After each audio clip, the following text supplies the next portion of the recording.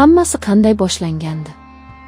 Esimda qishlog'imizdagi o'sha chang ko'chalar, tandirdan yangi uzilgan non hidi va bolalarimning kulgusi. Erim Anvar aka juda mehnatkash inson edilar. Biz baxtli edik, garchi boy bo'lmasak ham. Lekin taqdirning o'yini qiziq ekan. Anvar aka to'satdan belidan jarohat olib, yotoqqa mixlanib qolishi bizning kichkina dunyomizni ostin-ustun qilib yubordi. Dorilar, operatsiyalar, qarzlar. Qarzlar bo'ynimizdan boqib kelardi. Har kuni darvoza taqillab, qarzini so'rab keladiganlar ko'paydi. Bolalarimning ko'ziga qarashga uyalib qoldim. Men ketaman, Anvar aka dedim bir kuni kechqurun. Rossiyaga ketaman. Hamma ketyapti-ku. 1-2 yil ishlayman, qarzni uzamiz, uyni to'xirlaymiz, keyin qaytaman. Erimning ko'zlaridagi o'sha chorasizlik va og'riqni hech qachon unutmayman. Erkak kishi uchun ayolini mardikorlikka yuborishdan oxirroq dard bormikan? U indamadi, faqat yuzini devorga o'girib oldi. Yig'laganini bilardim. Toshkentdan poyezdga chiqqanimda yuragimning yarmi qolib ketgandek bo'ldi. 2 o'g'lim, jajji qizaloqim onamning bag'rida qoldi. Oyi, tez keling, biz sizni kutamiz, dedi katta o'g'lim. Men esa faqat bosh irg'adim, tomog'imga tiqilgan tosh gapirishga imkon bermasdi. Rossiya. Bu shahar meni sovuq quchoq ochib kutib oldi. Katta binolar, hamma joy beton, hamma joy kulrang. Odamlarning ko'zlari ham xuddi havosi kabi sovuq. Biz bir yerto'lada 15 nafar ayol turardik. Ishimiz oxir edi. Ertalabdan kechgacha idish yuvish, pol tozalash, qora ishlar. Hatto qo'llarim yorilib ham ketdi. Lekin har oy uyga pul jo'natganimda, telefon ekranida bolalarimning rasmini ko'rganimda, hamma charchoqlarim chiqib ketardi. Yana oz qoldi, chida Zulxumor, derdim o'zimga o'zim. O'sha mash'um kun. O'sha la'nati kun. Kuzning oxirlari edi. Kunlar qisqarib, erta qorong'u tushardi. Men ishlaydigan oshxona shahar chekkasida joylashgan edi. Odatda boshqa ayollar bilan qaytardim, lekin o'sha kuni xo'jayin meni olib qoldi. Banket bor, ko'proq idish yuvish kerak, pulini qo'shib beraman, dedi. Pul kerak edi. Rozi bo'ldim. Soat tunga yaqinlashganda ishim tugadi. Tashqariga chiqdim. Yomg'ir aralash qor yog'ardi. Ko'cha chiroqlari xira yonib turar, atrofda hech kim yo'qdek edi. Avtobus bekatiga yetib olish uchun tashlandiq garajlar orasidan o'tish kerak edi. Bu yo'ldan 100 marta yurganman, qo'rqmasdim. Lekin shu kuni yuragim boshqacha urardi. Xuddi qora bulut boshimda aylanayotgandek. Garajlar orasiga kirganimda orqamdan oyoq tovushlarini eshitdim. Burilib qaradim. Hech kim ko'rinmadi. Vahima qilyapsan, dedim o'zimga. Tezroq yurishga harakat qildim. Lekin qadam tovushlari ko'paydi. Bitta emas, bir nechta. Yuragim ko'kragimni yorib chiqqudek ura boshladi. To'satdan oldimdan 2 kishi chiqdi. Orqamga qaytmoqchi bo'ldim, u yerda ham yo'limni to'sishdi. Ular ko'p edi. Juda ko'p. Chamasi 9 ta edilar. 9 ta och bori. Ularning yuzlarini ko'ra olmadim. Qo'yib yuboringlar, pulimni olinglar, tegmanglar, deb qichqirdim. Ovozimdagi titroq o'zimga ham eshitildi. Ulardan biri, eng baland bo'ylisi, xoxolab kuldi. Bu kulgi insonning kulgisiga o'xshamasdi, bu jahannamdan chiqqan iblisning nolasiga o'xshardi. Bizga puling kerak emas, krasavitsa, dedi u. Shu on dunyo ko'z o'ngimda qoraydi. Qochmoqchi bo'ldim, lekin oyoqlarim menga bo'ysunmadi. Ular meni orab olishdi. 9 kishi. Bir ojiza ayolga qarshi 9 nafar erkak. Bu qanday pastkashlik? Bu qanday vahshiylik? Men qarshilik ko'rsatdim, tishladim, tepdim, yig'ladim, yalinib yolvordim. Bolalarim bor, onangiz yo'qmi sizlarni, deb baqirdim. Lekin ularning quloqi kar, ko'zlari ko'r edi. Ular insoniylikni yo'qotgan yirtqichlar edi. Osmonga qaradim, qora bulutlar oyni to'sib qo'ygan edi.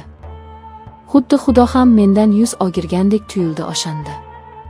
Keyin esa faqat zulmat. Og'riq. Cheksiz, tubsiz og'riq. Tanamdagi og'riqdan ko'ra ruhimdagi, nomusimdagi og'riq 1000 barobar kuchliroq edi. Men o'sha sovuq yerda, loy va qor aralash tuproqda yotib olimimni so'radim. Ular navbatma-navbat. 9 kishi. Mening ayollik sha'nimni, insonlik g'ururimni, butun hayotimni toptashdi. Ular nafaqat tanamni, balki qalbimni ham oldirishdi o'sha kecha. Qancha vaqt o'tganini bilmayman. Ular ketishdi. Meni xuddi keraksiz buyumdek tashlab ketishdi. Qorong'ulikda yolg'iz qoldim. Yomg'ir yuzimga yog'ardi, xuddi osmon mening holimga yig'layotgandek tuyulardi. O'rnimdan turishga kuchim yo'q edi. Lekin qayerdandir xayolimda bolalarimning ovozi eshitilgandek bo'ldi. Sudralib o'rnimdan turdim. Kiyimlarim yirtilgan, butun vujudim momataloq. Men endi avvalgi zulxumor emasdim. Men ifloslangan, bulg'angan, singan edim. Qayerga boraman? Politsiyagami? Kimga nima deyman? Meni 9 kishi xorladi deymanmi? O'zbekchiligimizda bu olimdan ham oxir-ku. El-yurt oldida qanday bosh ko'tarib yuraman? Erimning, aka-ukalarimning yuziga qanday qarayman? Buzuq degan tamg'a peshonamga bosiladimi endi? Bu savollar miyamda charx urardi. Yashaydigan joyimga qanday yetib borganimni eslolmayman. Xonadoshlarim uxlab yotishardi. Vannaga kirdim. Suvni ochib soatlab yuvindim. Terimni shilib tashlagudek ishqaladim. Tanamdagi loyni yuvib tashladim. Lekin ichimdagi kirni, o'sha iflos qonlarning izini yuvib tashlay olmasdim. Kozgudagi aksimga qaradim. U yerda tirik murda turardi. Tong otguncha yig'lab chiqdim. Ovoz chiqarib yig'lashga haqqim yo'q edi, boshqalar uyg'onib qolishi mumkin. Ichimga yutgan ko'z yoshlarim zaharga aylanib, butun vujudimni zaharlayotgandek edi. Ertasiga ishga chiqmadim. Undan keyingi kun ham. Xonadoshlarim kasal bo'lib qoldi deb o'ylashdi. Men esa rostdan ham kasal edim, faqat mening kasalimni hech qanday dori davolay olmasdi. 3 kundan keyin onam telefon qildi. Ekranda onajonim degan yozuvni ko'rib qo'lim qaltirab ketdi. Qizim, tuzukmisan?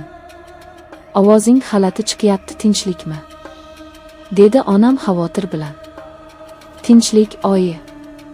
Shunchaki shamollab qoldim, dedim zo'rg'a. Ovozim o'zimniki emasdi. O'zingda ehtiyot qil, bolam. Bu yerda hamma seni sog'ingan. Anvaring ham kunda seni so'raydi. Anvaring. Bu so'z yuragimga pichoqdek sanchildi. Mening bechora kasalmand erim. U meni pokiza ayolim deb kutib o'tiribdi. Men unga nima olib boraman? Singan g'ururimni va toptalgan nomusim nima? Kunlar o'tyapti. Men hamon shu sovuq shahardaman. Ishga qaytdim, chunki boshqa ilojim yo'q. Pul kerak. Qarzlarni uzish kerak. Lekin endi men odamlardan qo'rqadigan bo'lib qoldim. Ko'chada erkak kishi ko'rsam etim junjikib ketadi. Qorong'u tushishi bilan vahima bosadi. Har kecha tushimda o'sha tunni ko'raman. O'sha badbashara yuzlar, o'sha jirkanch kulgular, o'sha azob. Ba'zan o'ylayman, balki o'sha yerda olib qolganim yaxshimidi. Shunda hamma baxtsiz hodisa deb o'ylardi, nomusim ham toza ketardi. Endi esa men tirikman, lekin ich-ichimdan olib bo'lganman. Bu sirni hech kimga aytolmayman. Qishlog'imga qaytishni o'ylasam qo'rquvdan titrayman. Erimning ko'ziga qanday qarayman? Agar bilsa nima bo'ladi? Balki meni kechirar. Yo'q, erkak kishi buni ko'tara olmaydi. U o'zini aybdor his qiladi, eziladi yoki mendan jirkanadi. Buni ko'tara olmayman. O'tgan kuni shifokorga bordim, tekshiruvdan o'tish uchun emas, shunchaki tanamdagi jarohatlarni ko'rsatgani. U menga shubha bilan qaradi, lekin indamadi. Menga rahm qilishlarini xohlamayman. Men faqat unutishni xohlayman. Xotiramni o'chirib tashlashni xohlayman. Hozir deraza oldida o'tiribman. Tashqarida qor yog'yapti. Oppoq, beg'ubor qor. U hamma narsani yopib ketyapti. Qaniydi mening dardimni ham shunday yopib ketsa. Men Zulxumor.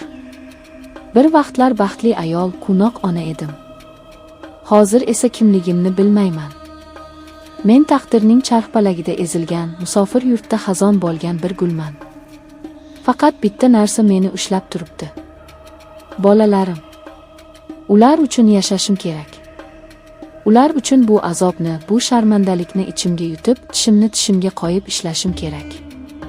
Toki ular hech qachon muhtoj bo'lmasin, toki ular hech qachon men ko'rgan kunlarni ko'rmasin.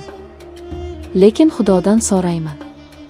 Ey buyuk zot, bu dunyoda adolat bormi? Meni xorlagan o'sha 9 kishi hozir issiq uylarida, balki o'z oilalari bahrida kulib o'tirgandir. Ularning vijdoni qiynamaydimi? Yoki bu dunyoda kuchlilar va vahshiylar uchun qonun yo'qmi? Javob yo'q. Faqat shamol uvillaydi. Va men yana o'sha sovuq to'shakka yotib tong otishini kutaman. Tunsiz, zulmatsiz tongni orzu qilib.